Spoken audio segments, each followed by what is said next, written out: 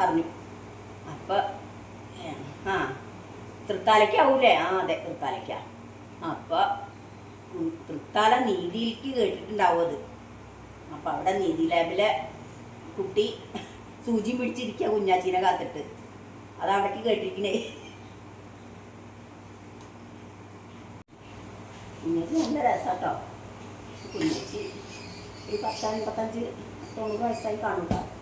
ഞാൻ കല്യാണം കഴിഞ്ഞ് വരുമ്പോൾ കുഞ്ഞാച്ചീനെ ഇവിടെ ഉണ്ട്. കുഞ്ഞാച്ചീനെ കാണും ഞാൻ. ഞങ്ങളുടെ തറവാട്ടിൽ കുഞ്ഞാച്ചി എപ്പോഴും വരും. കുഞ്ഞാച്ചിനെ ചോദിച്ചു, എന്താ കുഞ്ഞാച്ചിയെ വർത്താനം? ഒന്നുമില്ല എൻ്റെ ചാന്തയെടുത്തിയേ, എൻ്റെ സബൂന് വയ്യ. എന്തേ? വയറ് വേദന എന്നെ, വയറ് വേദന എന്നെ, എന്ത് കൊടുത്തിട്ട് മാറുന്നില്ല.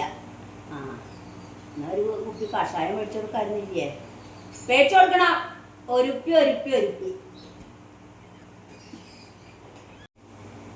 ഞങ്ങളുടെ വീടിൻ്റെ അടുത്ത് ഒരു കുഞ്ഞാച്ചി ഉണ്ട്.